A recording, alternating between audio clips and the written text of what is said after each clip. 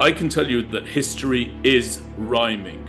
It is rhyming very, very loudly, and we in Israel recognize that rhyme. This strike against Iran's nuclear weapons program and key personnel involved in that effort represents Israel at its very, very best. For years, Iran has threatened Israel with its very destruction. Now Iran understands Israel simply will not tolerate that threat any longer.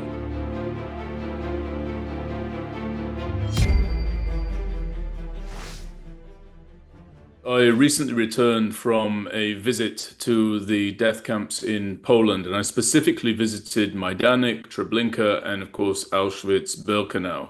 Now, for all of the viewers, I want them to be aware of a phrase coined by Mark Twain, who famously wrote that history does not repeat itself. At best, it rhymes. And with the rise of Jew hatred in America, Britain, and much of Western Europe, with the return of dehumanizing language used against Jews and Israel at a level that is very reminiscent of the language that was used to delegitimize the Jewish people during the Third Reich, I can tell you that history is rhyming. It is rhyming very, very loudly, and we in Israel recognize that rhyme.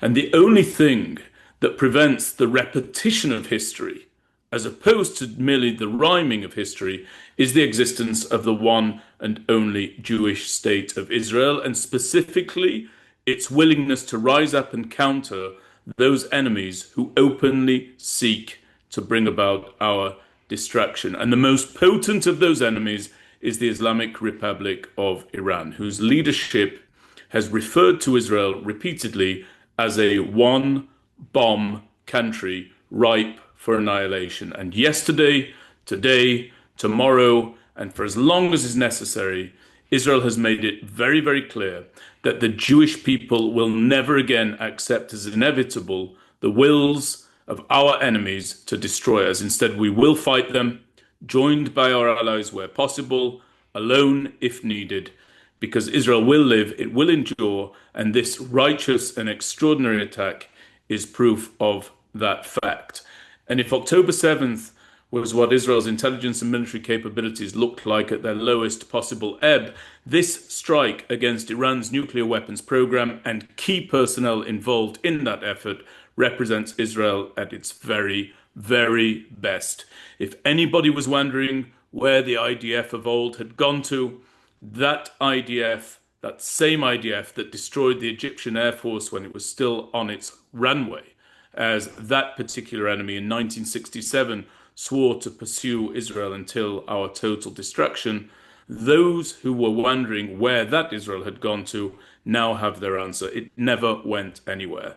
That Israel is still here, and Israel's enemies are now on notice that we will strike wherever needed to protect and to defend our people against those who wish to destroy us, no matter the cost, no matter the degree of international pressure.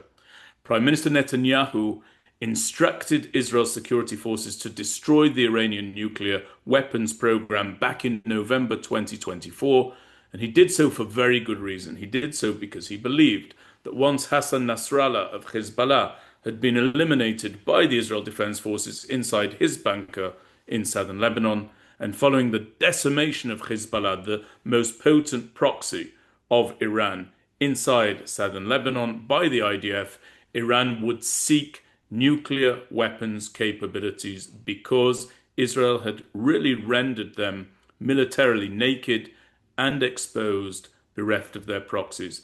And we are well on the way toward achieving the goal of destroying Iran's nuclear weapons program.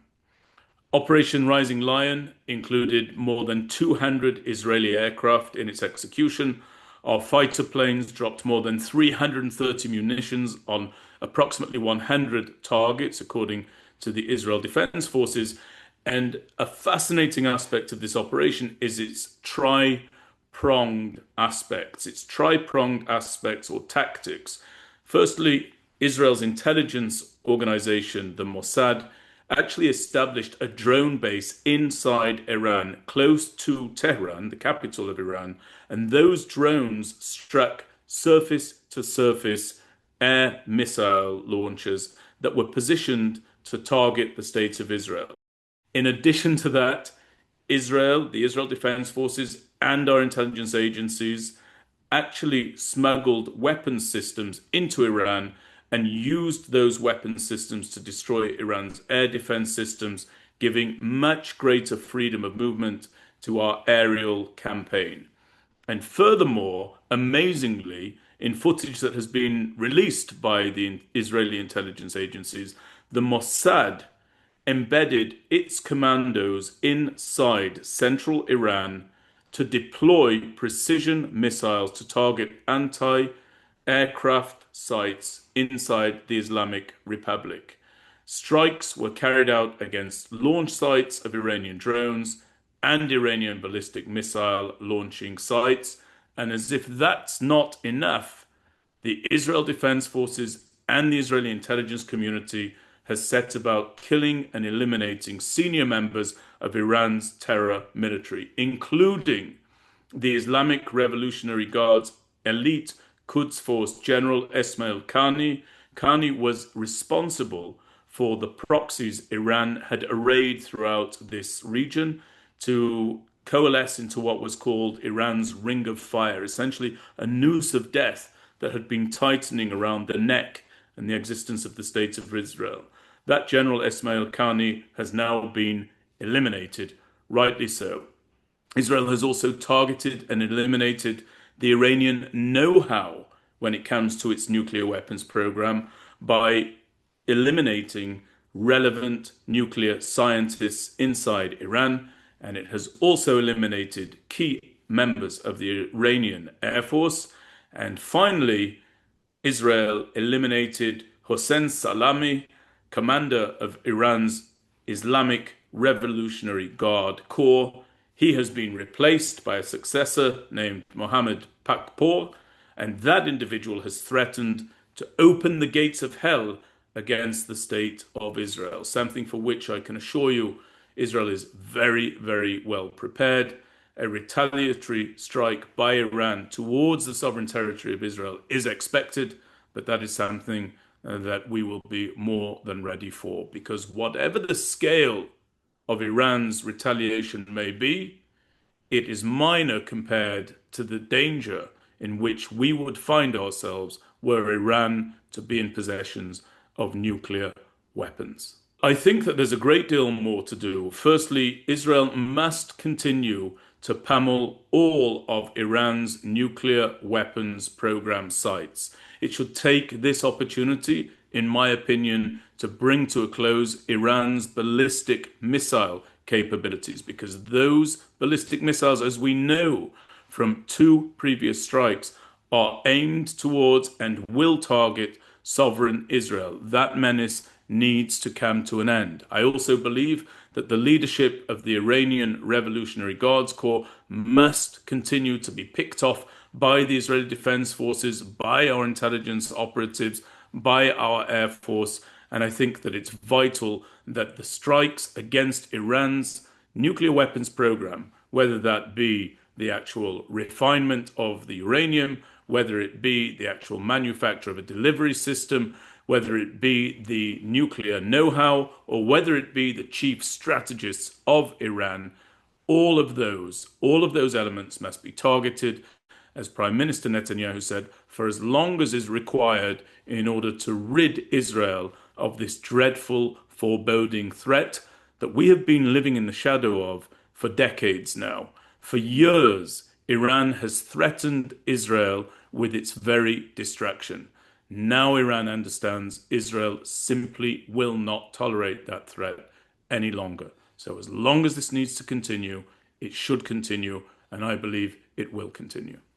I think Israel's managed to pull off the surprise element of this operation by really defying conventional wisdom. Conventional wisdom dictated that the state of Israel would not carry out a strike against Iran's nuclear weapons program as long as the President of the United States of America was engaged in negotiations with the Iranians for them to bring about an end to that very same program. The fact that Israel has done so even as additional talks between the Americans and the Iranians was scheduled to take place in Oman this coming Sunday, is in and of itself highly, highly surprising. At the same time, the State of Israel has complied with the terms of the Trump administration. When first entreating the Iranians to come to the negotiating table, President Donald Trump gave the Iranians 60 days to respond to his request. Those 60 days came to their end on Thursday, and that is why on Friday, after that time frame had expired, the Israeli Defense Forces launched this strike against Iran's nuclear weapons capabilities. Incidentally, President Donald Trump has expressed that he was fully read in on Israel's intention to strike. He claims that this did not in any way, shape, or form surprise him, but it certainly has surprised the Iranians, and it speaks again to the genius of Israel's vaunted intelligence community and the defense establishment here in this country. In my personal view, I would be very supportive about the idea of targeting the Ayatollah himself. He is the individual who has really brought the country of Iran, which prior to him taking his situ and prior to the overthrow of the Iranian government back in 1979, the country of Iran enjoyed positive relations with the State of Israel. I believe that people in both countries would like to see a return to those positive relations, but it's not going to happen under the leadership of the Ayatollahs, and that's why I'm in favor of them being toppled.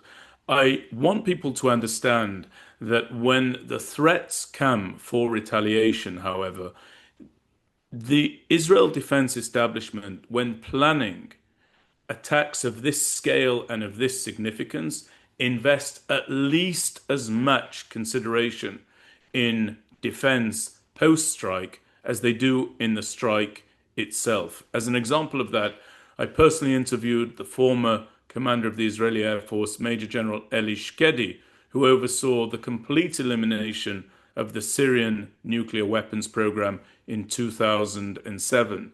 The painstaking efforts that the Israeli Air Force and the Israel Defense Forces put into place in order to prevent enemies from making dangerous, potent, harmful retaliatory strikes against us are very, very extensive. And though there is a retaliation that's expected, I am confident that every possible effort to mitigate the extent of that retaliation will have been made by the IDF, overseen by the Israeli government.